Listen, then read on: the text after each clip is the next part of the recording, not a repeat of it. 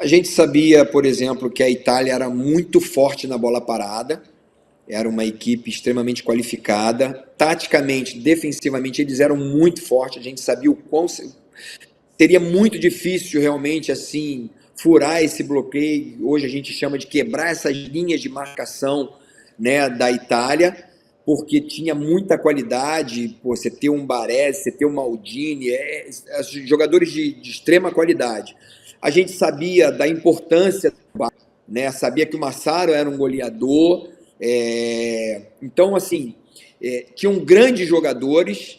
Era uma equipe que a gente não poderia. Uma das coisas que o Parreira e o Zagallo falaram muito: a gente não pode tomar um gol. É uma equipe que, se a gente tomar um gol, a gente vai ter muita dificuldade de conseguir superá-la, porque defensivamente eles são muito fortes. Então, era uma tensão extrema da gente realmente estar muito organizado nessa transição que a gente chama hoje, que mudou muitas nomenclaturas, nessa transição defensiva. Nosso posicionamento defensivo precisava ser perfeito para a gente não tomar um gol, e a gente, com uma transição ofensiva, com um contra-ataque, e ou até mesmo no nosso posicionamento ofensivo, a gente precisava ser muito efetivo, ser muito bom, porque era uma equipe que realmente muito qualificada, muito organizada. Então a gente sabia que o último passe do Baggio, uma finalização do Baggio, poderia ser um grande problema para a gente, né? Que o Massaro jamais poderia ser um atleta que poderia ficar livre, precisava ser sempre marcado, e a gente sabe que ele teve a oportunidade de fazer um gol, que o Taffarel conseguiu, foi uma defesa importante que o Taffarel fez. Mas é isso, a nossa equipe era uma equipe.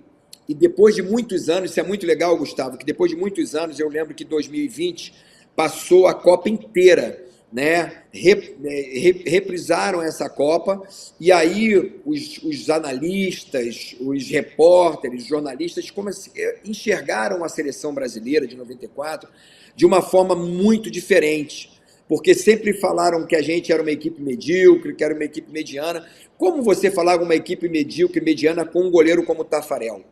Como falar que era uma equipe mediana, com laterais como eu, como o Cafu, como o Branco e como o Leonardo, jogadores que apoiavam ao mesmo tempo, porque a gente tinha um Mauro Silva que nos dava essa tranquilidade. Na zaga, dois zagueiraços, né, que além do Ricardo Rocha que saiu, a gente tinha o Ronaldão, mas quem jogou mais foi Aldair e Márcio Santos, que jogaram um futebol maravilhoso. No nosso meio-campo, né, basicamente a gente fazia um 4-3-3, Mauro Silva, Dunga, sem errar um passe. Mauro Silva, um leão, jogando muito, um futebol também com qualidade, fazendo finalização. O Dunga, sem errar um passe, uma liderança enorme. O Zinho, com uma construção maravilhosa, que hoje nós entendemos muito bem. Esse futebol apoiado que nós aqui no Brasil, por exemplo, o Fluminense de Fernando Diniz, principalmente ano passado, jogou esse futebol apoiado. Então o Zinho pegava a bola, entregava a mim e voltava novamente, entregava para o Mauro Silva, ia no outro lado, entregava para o Leonardo. Ele fazia esse jogo apoiado. Então essa seleção, ela foi ridicularizada durante muitos anos, ao ponto de chegar até 2020, depois das pessoas reconhecerem que o Brasil era uma equipe extremamente qualificada taticamente, era qualificada tecnicamente, não apenas coletivamente, mas individualmente, porque o nosso meio-campo era muito construtor. Aí tu tinha ali, além disso, o Raí, e aí tu tinha o Mazinho, que facilitou muito o meu trabalho, quer dizer, era um 4-4-2, né, basicamente, mas a gente muitas vezes ficava num 4-3-3, com o Raí no meio-campo, junto com Dunga, Mauro Silva e Raí, e o Zinho mais pelo lado esquerdo, o Bebeto pelo lado direito, o Romário centralizado. Mas defensivamente a gente fazia duas linhas de 4 com Bebeto e Romário à frente da gente. E se a gente pensar no meio-campo para frente, Bebeto e Romário, meu amigo, foi uma das melhores duplas que o Brasil já teve.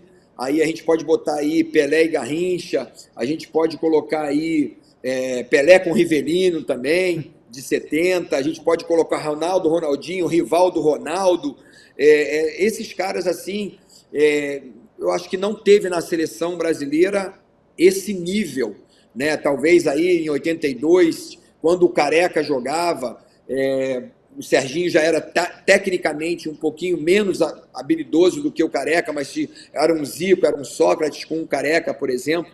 Então, realmente foi uma seleção que marcou pela sua entrega de coração, uma entrega tática, mas também uma equipe extremamente qualificada. Então, a gente sabia o que a gente pegaria à frente, a dificuldade que seria contra a Itália, e não foi possível vencer no jogo normal, na prorrogação, mas graças a Deus conseguimos vencer e convencer nos pênaltis ali, nas batidas maravilhosas que a gente teve. E por incrível que pareça, nosso melhor batedor perdeu o pênalti, para você ver quanto naquele momento ali não basta apenas você ser muito bom, mas você tem que estar muito bem psicologicamente. E o Márcio Santos perdeu o pênalti, mas graças a Deus a gente conseguiu fazer 3 pênaltis com Dunga, com Romário e com o Branco.